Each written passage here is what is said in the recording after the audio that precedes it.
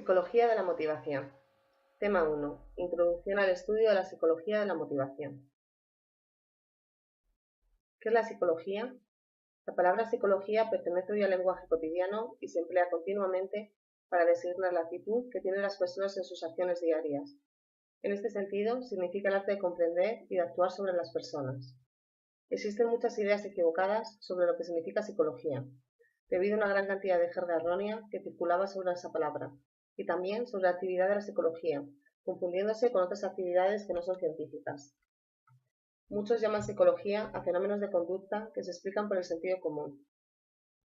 Esta psicología no es útil porque nos conduce a resultados contradictorios. Se diferencia de la psicología real en el método. Para describir los hechos científicos hace falta realizar observaciones para que puedan ser comparadas y comprobadas por otros investigadores. Los hechos empíricos se manifiestan y registran siempre de la misma manera. En psicología, a través de una observación sistemática y rigurosa, se obtienen y registran los hechos empíricos, para establecer un núcleo principal de hechos científicos seguros. La misión del psicólogo es, a través de una investigación sistemática, descubrir las leyes generales que expliquen la diversidad de conductas en la actividad humana. La definición de psicología. Debido a la diversidad de corrientes, se han producido cambios en la conceptuación del sujeto de estudio, y por eso su definición se ha ido modificando. Etimológicamente, la palabra psicología significaría ciencia del alma. En el pasado, la psicología ha sido definida desde filosofía de la mente a la ciencia de la vida mental, de sus fenómenos y de sus condiciones, pasando por el estudio empírico de los fenómenos de la mente. En el siglo XX, con el gran avance que tuvo la psicología y su correspondiente expansión, la definición de psicología ha pasado de ciencia de la conducta, definición dada por los psicólogos conductistas, a ciencia del comportamiento-conducta y de los procesos mentales. Hoy se define como la ciencia que estudia la conducta de los individuos y sus procesos mentales, incluyendo los procesos internos de los individuos y las influencias que se producen en su entorno físico y social. Es ciencia porque sus investigaciones se obtienen a través del método científico. La conducta es sujeto de estudio. Estudia el comportamiento de los individuos en su hábitat natural o en el laboratorio. Estudia los procesos mentales para conocer el funcionamiento de la mente humana. Y estudia las influencias del entorno físico y del entorno social que afectan al comportamiento y a los procesos mentales. La psicología es una ciencia específica, que se diferencia de otras ciencias sociales, aunque comparte intereses con otras ciencias. La psicología científica.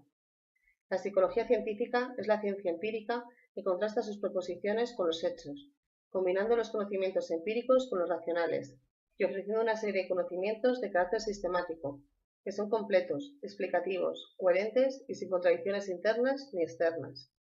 La psicología científica se diferencia del resto de las psicologías en que éstas no utilizan el método científico, que es lo que le da su carácter científico. Harold Kelley diferencia entre psicología del sentido común, desarrollada como consecuencia de nuestras experiencias cotidianas, y la psicología científica, que emana del uso del método científico.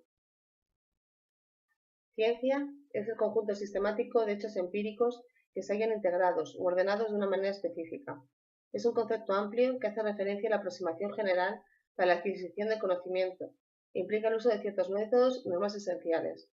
Sus objetivos son describir y clasificar los hechos empíricos, para explicarlos y predecirlos por el descubrimiento de sus relaciones causales. Debe conseguirse unos supuestos teóricos que le permita describir las regularidades o formular leyes y contrastarlas empíricamente.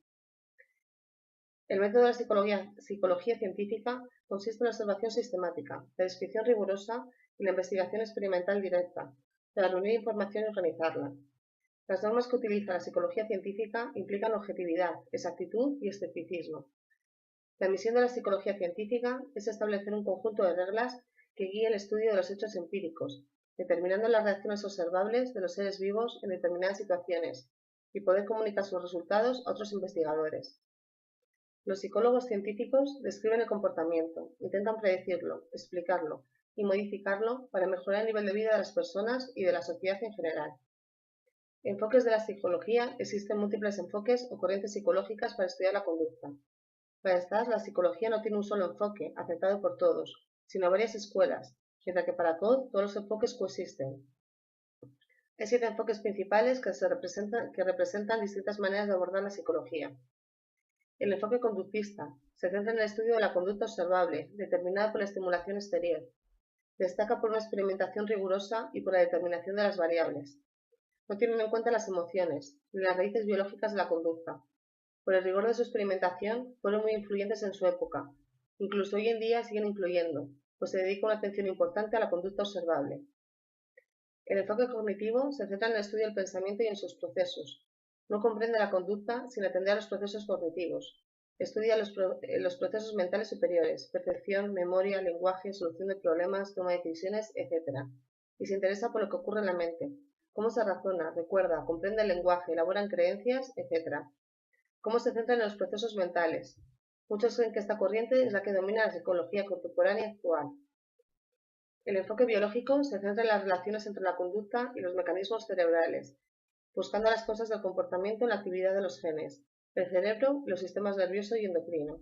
Esto es, se centra en los efectos del cuerpo sobre la conducta, los sentimientos y los pensamientos. La conducta está determinada por estructuras físicas y procesos hereditarios, y la experiencia puede modificar la conducta mediante la alteración de esas estructuras y procesos. Entienden que los fenómenos psicológicos y sociales se pueden entender en última instancia como procesos bioquímicos. Las nuevas técnicas de imagen cerebral han aportado interesantes descubrimientos para esta teoría. El enfoque psicodinámico psicoanalista considera que la conducta surge de impulsos y conflictos inconscientes. El objetivo fundamental de los actos es reducir las tensiones. Freud analizó los trastornos psicológicos en términos de pulsiones sexuales o agresivas y defectos, disfrazados de frustraciones o traumas infantiles. Sus ideas tuvieron gran influencia en la psicología. El enfoque humanista nace en 1950 como reacción a los enfoques psicodinámico y conductistas, y se interesa por la capacidad del hombre de tener libre voluntad y enfatiza la importancia de las tendencias hacia el crecimiento personal. El proceso de crecimiento solo se detiene cuando intervienen obstáculos externos, lo que produce desórdenes psicológicos. Estudian también la conducta en forma de constantes en la vida de las personas. Fue promovido por Carl Rogers y Abraham Harlow, quienes defendían que la psicología debía abarcar a la persona en su totalidad, esto es, adquirir conocimientos de la mente, el cuerpo, la conducta y las influencias sociales y culturales.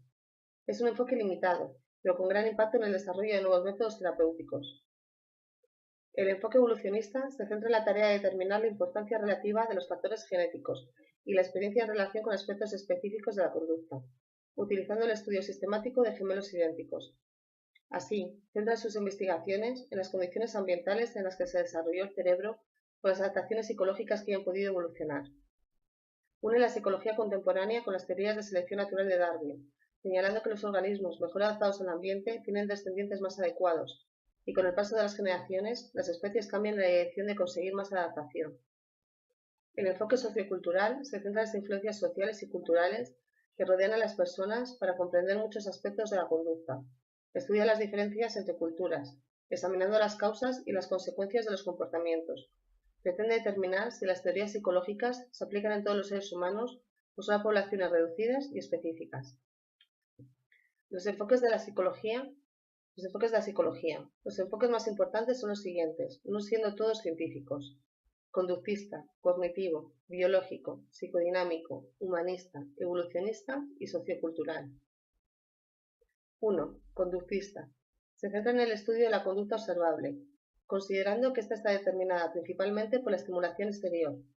Rechazan las explicaciones mentalistas y no tienen en cuenta ni las emociones ni las raíces biológicas de la conducta. Analizan los efectos del ambiente porque predicen el comportamiento y predisponen al organismo para dar o no una respuesta, y observan la respuesta conductual para terminar examinando las consecuencias observables de esa respuesta. La conducta observable es su principal objeto de estudio, ya que es el acto a entender, predecir y controlar. Cognitivo.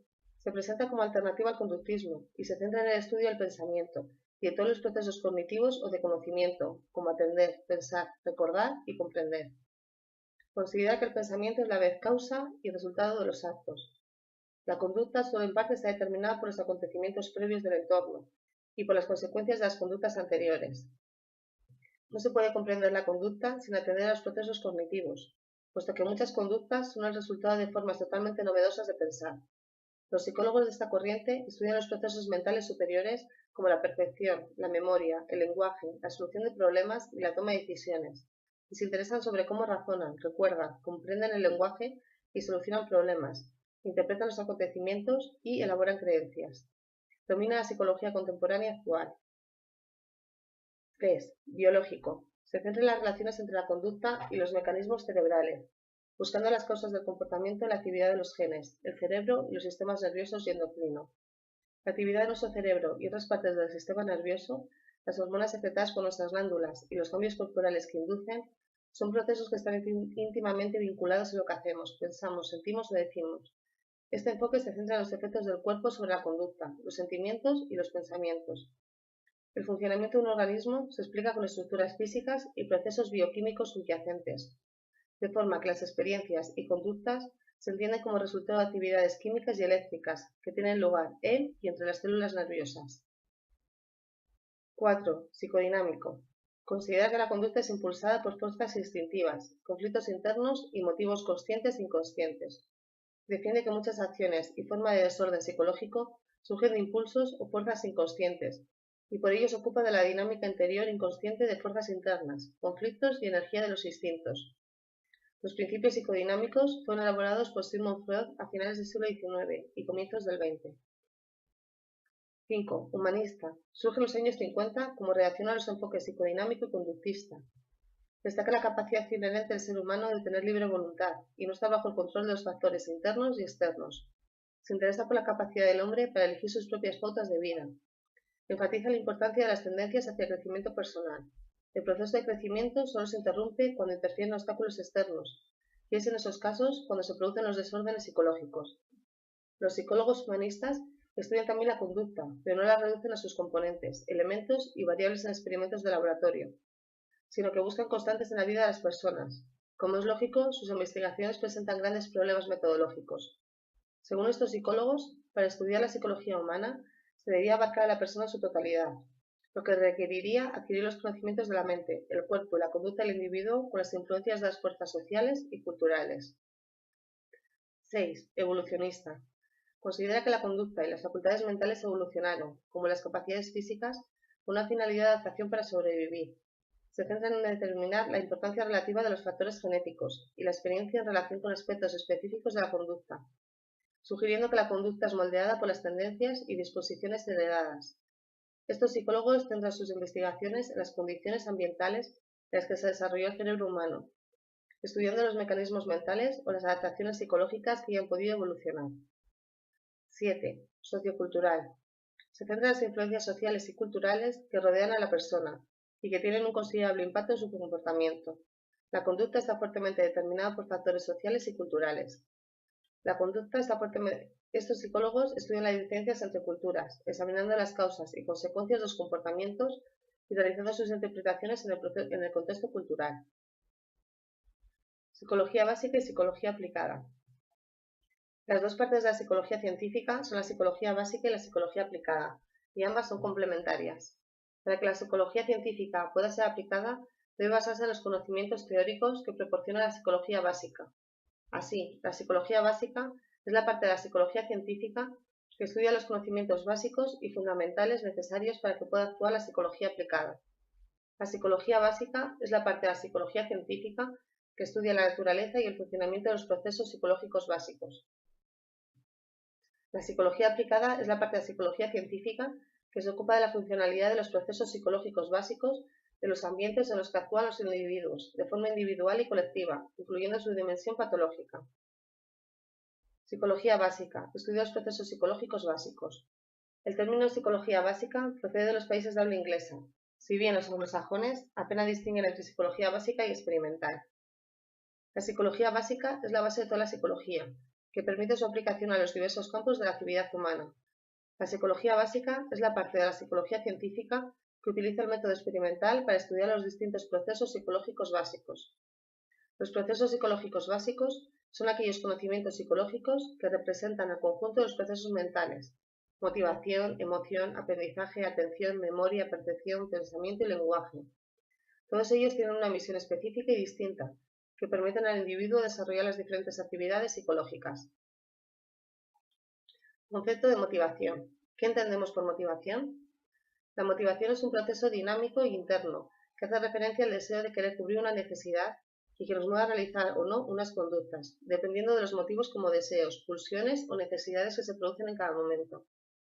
El concepto de motivación ha surgido para conocer las causas que desencadenan el comportamiento de los organismos, intentando dar respuesta al porqué de nuestro comportamiento. Así, la motivación es un proceso explicativo de la conducta, que nos mueve a actuar de una manera. Este proceso es fundamental para conocer la conducta humana. La finalidad de la psicología de la motivación es explicar cómo se inicia una conducta y por qué se produce un cambio en la actividad. La motivación es un concepto que explica el inicio, mantenimiento, dirección, intensidad y finalización de un comportamiento. Describe la activación de un organismo a iniciar una conducta, explica el vigor y la persistencia de las diferencias en su intensidad y comprende la dirección de la conducta. La motivación deriva, desde un punto de vista etimológico, del verbo latino movere, que significa moverse. La motivación es un constructo hipotético no observable, como ocurre con todos los conceptos motivacionales usados en psicología, como instinto, impulso, necesidad, etc., que tampoco son directamente observables, que solo puede inferirse indirectamente a partir de la observación de conductas específicas y por los sucesos estimulares antecedentes y consecuentes de ellas. En psicología, los sucesos observables son los estímulos, que constituyen la entrada al organismo, y las respuestas, que constituyen su salida. Aunque ha habido un intento de explicar el comportamiento basándose en el modelo estímulo-respuesta, la mayoría de los estudios de la motivación optan por un modelo estímulo-organismo-respuesta, en el que los procesos mediadores internos del organismo son una explicación científica del comportamiento. La motivación es un proceso adaptativo, que tiene como función prepararnos para adaptarnos al medio ambiente, con la finalidad de conseguir la supervivencia. Según Madsen, hay dos grandes categorías de motivos.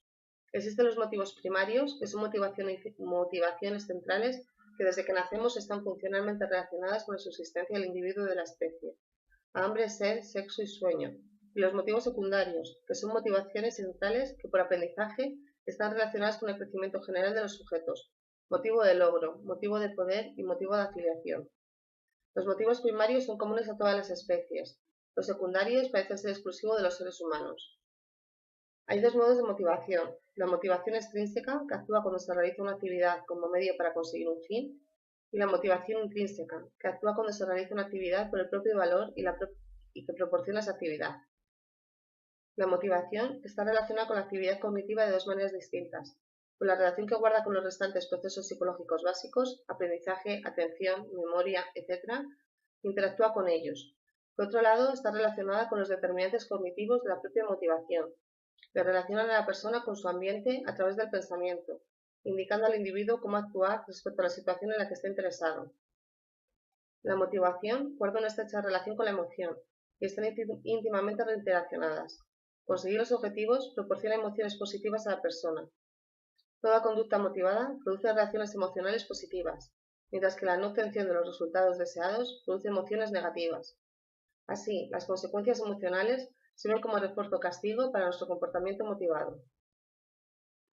Hay que distinguir la motivación, que es el proceso básico que explica la consecución de objetivos relacionados con el mantenimiento o mejoras en la supervivencia de un organismo, del proceso motivacional, que hace referencia a la interacción entre un individuo y su medio ambiente, y de la conducta motivada, que es la consecuencia o resultado del proceso motivacional. Según Ferguson, debemos diferenciar entre el estado motivacional, que es un proceso dinámico transitorio, en el que se dan diferencias entre las distintas situaciones, del rasgo motivacional, que es la predisposición respecto a las tendencias en la acción, en el que se dan diferencias entre las personalidades de los individuos. ¿Cómo podemos definir la motivación? La motivación ha sido definida de muchas y diferentes maneras, considerando como un conjunto de fuerzas internas al que se ha llamado instinto, voluntad o deseo. Definimos la motivación de una manera general como el proceso adaptativo que energiza y dirige el comportamiento hacia un objetivo o meta de una actividad, a la que instiga y mantiene. En esa definición tenemos que considerar que es proceso adaptativo porque es el resultado de un estado interno del organismo, que le impulsa y le dirige en un sentido determinado. Como el proceso no lo podemos observar directamente, sino inferir a través de ciertas conductas. Energiza y dirige la conducta. Hay factores internos y externos que activan y dirigen al organismo hacia la consecución del objetivo. Objetivos o metas. Actúan de incentivos o expectativas, que son representaciones cognitivas de un acontecimiento futuro que actúan funcionalmente en un momento dado. Requiere cierta actividad física, esfuerzo, persistencia, etc., o mental, planificación, organización, supervisión, toma de decisiones. Proceso que instiga y mantiene la conducta motivada. Es de vital importancia ser capaz de mantener la acción, especialmente en los casos en los que las metas se producen a largo plazo, conseguir un título licenciado, por ejemplo. En general, la motivación explica cómo las personas responden a las dificultades, a sus problemas, a sus fracasos y a los inconvenientes que aparecen cuando se persiguen sus metas. ¿Cómo podemos estudiar la motivación? La motivación es un proceso interno no observable directamente, solo a través de los sucesos observables, estímulos y respuestas. La podemos medir experimentalmente de tres maneras. 1. Creando un estímulo o una situación estimular que sepamos que induce un estado de motivación en un individuo. Por ejemplo, privando cierto tiempo de alimentos a un individuo y luego ofreciendo el alimento como incentivo si realizaba bien una tarea concreta. 2. Por el tipo de respuestas relevantes que realiza un individuo y que supuestamente reflejan la motivación. Siguiendo el ejemplo anterior, comparamos un grupo de sujetos hambrientos, esto es, con alta motivación respecto a la comida, y otro grupo de sujetos saciados, esto es, con baja motivación respecto a la comida, y medimos la respuesta como la tasa de rapidez en comer. Este tipo de mediciones de respuesta nos permite observar y medir, pero no sabemos por qué se produjeron las respuestas. 3. A través de ambos procedimientos, por la medición estímulo-respuesta, que según describió Underwood en 1957, proporciona mayor vigor y más ventajas que la situación estimular y las respuestas relevantes. El procedimiento que utilicemos tiene que tener tanta fiabilidad para que se pueda replicar, como validez para medir lo que se supone que debemos medir. El estudio de la motivación debe ser entendido siempre desde la perspectiva de la dimensión humana, aunque tengamos que recurrir a investigaciones con animales. Antecedentes en el estudio de motivación. Antecedentes filosóficos de la motivación. La psicología moderna, en parte, es fruto del pensamiento filosófico cuyo origen se remonta al principio de la humanidad. Los filósofos griegos Platón y Aristóteles, que han realizado importantes aportaciones, han tenido una gran trascendencia en el desarrollo de la psicología y en el estudio de la motivación. Platón contrapuso el mundo de los sentidos, cuerpo, al mundo de las ideas, alma. Dio mucha importancia al alma, dejando de lado al mundo de los sentidos, pues consideraba que la experiencia no es suficiente para explicar todo lo que conocemos del mundo. Aprender es acordarse del conocimiento poseído del alma en una vida anterior.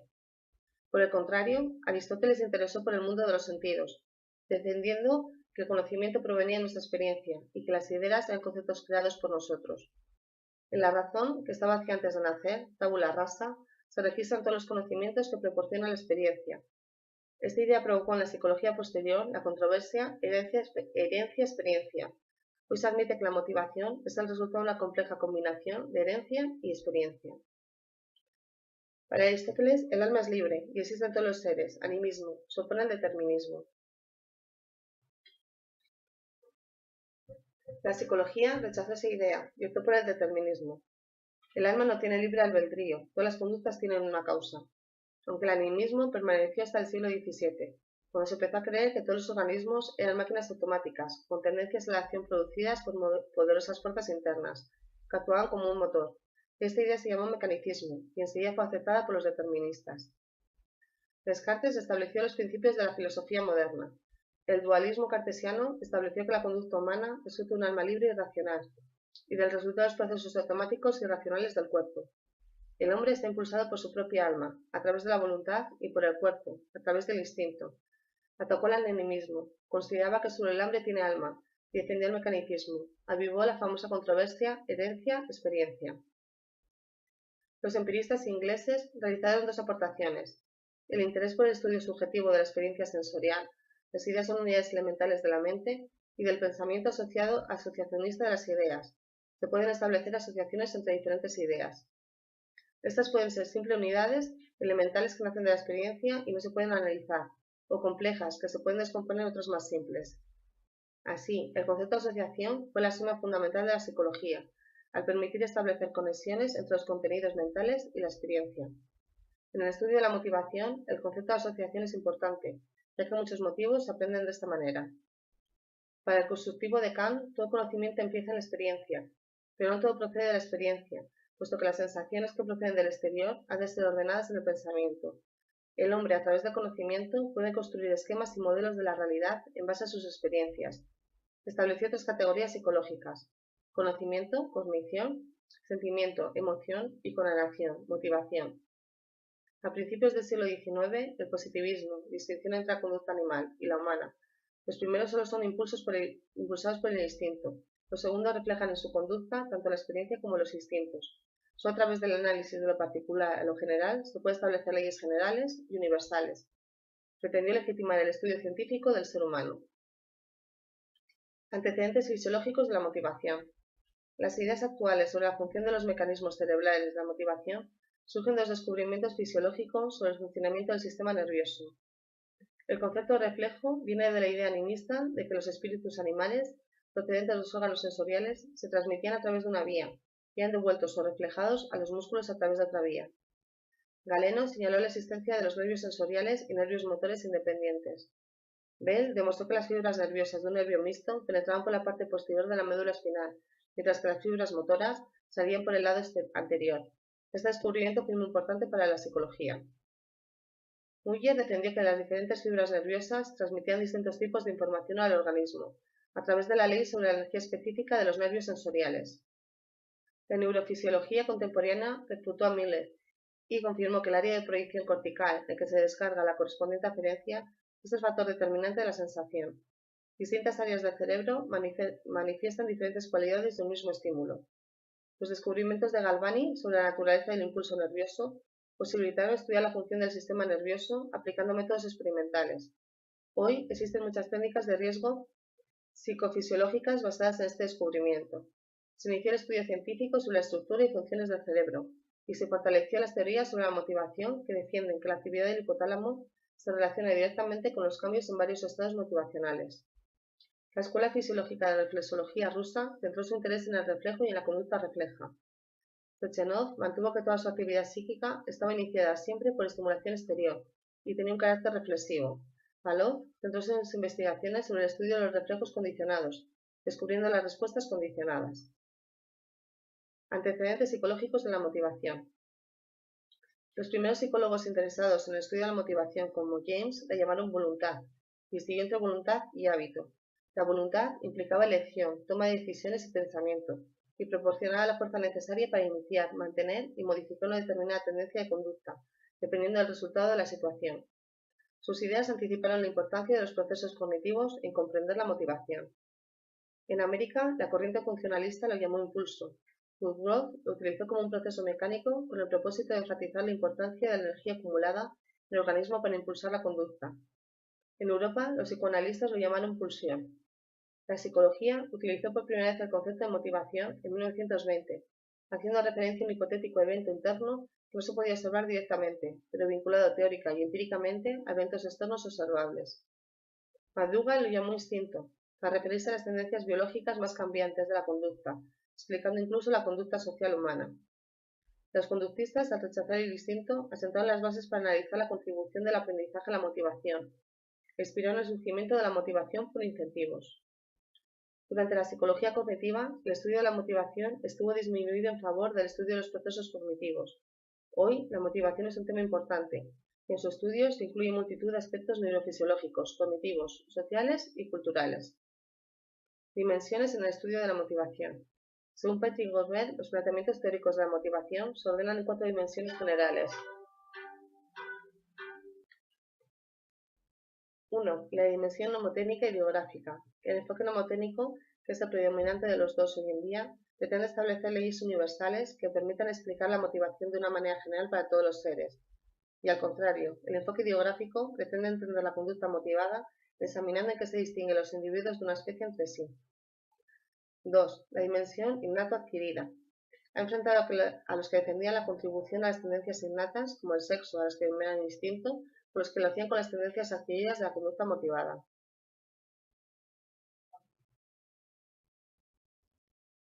3. La dimensión interna-externa. Hace referencia a si la motivación procede de motivos internos, como el hambre, o de motivos externos. Los defensores de los motivos internos parten de que los estados motivacionales pueden conceptuarse como necesidades, y algunos autores incluyen en sus modelos las necesidades sociales y psicológicas. Los defensores de los motivos externos, como el poder, se centran en las fuentes externas creadas por las metas, puesto que la motivación es activada por los cambios que se producen en el ambiente externo. 4. Dentro de las dimensiones mecanista-cognitiva, el enfoque mecanista defiende que los cambios de ciertos factores activan e impulsan el organismo a realizar conductas automáticas, sin que se tenga ningún tipo de consciencia. Por el contrario, el enfoque cognitivo defiende que la motivación está bajo el control exclusivo del pensamiento racional. El estudio de la motivación es tan complejo que permite suponer que todos los enfoques tienen una parte de verdad, y la combinación de todas las dimensiones nos puede ayudar a explicar mejor la observación de las diferentes conductas motivadas. No existe una única teoría general que explique la motivación de una manera integral, aunque algunas explican ciertos estados motivacionales mejor que otras. Niveles de análisis en el estudio de la motivación. 4 niveles de análisis se realizan al estudiar la motivación: fisiológico, individual, social y filosófico. 1. En el nivel fisiológico se ha investigado cómo y por qué las estructuras cerebrales desencadenan la motivación, cómo se procesa la información relevante para la motivación en grupos de células específicas del cerebro, qué neurotransmisores intervienen en los cambios que se producen en los estados motivacionales y qué implicaciones tiene el sistema nervioso en el proceso motivacional. 2. En el nivel individual se pretende determinar los factores motivacionales que influyen en la conducta personal de un individuo, investigando los cambios motivacionales que se producen como consecuencia de la alteración de las condiciones internas o externas a las que se les somete. Destacan los experimentos de Albert Bandura sobre cómo los niños que observaban una actitud agresiva en sus compañeros se volvían agresivos, mientras que si observaban una conducta tranquila imitaban también el comportamiento. 3. En el nivel social, se estudian los motivos que impulsan a las personas a comportarse de manera diferente cuando están en grupo, puesto que la pertenencia a un grupo puede influir en los motivos personales y modificar el comportamiento individual.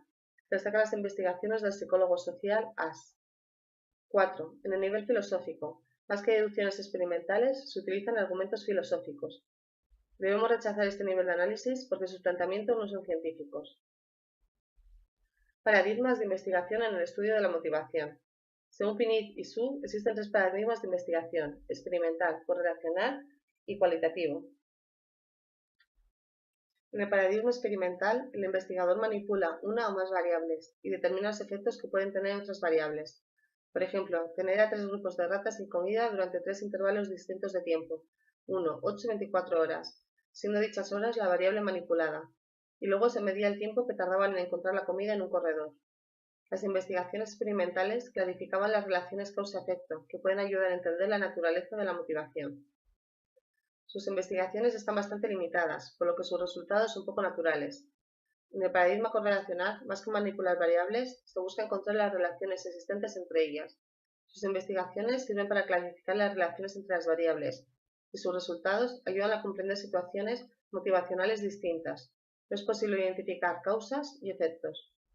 En el paradigma cualitativo o método interpretativo se enfatiza el estudio de una manera más intensa, más descriptiva y con mayor carga interpretativa. Es útil cuando los investigadores están interesados en la estructura de situaciones, en conocer los diferentes significados y perspectivas que mantiene un grupo de individuos, y cuando no es posible realizar investigaciones experimentales o correlacionales.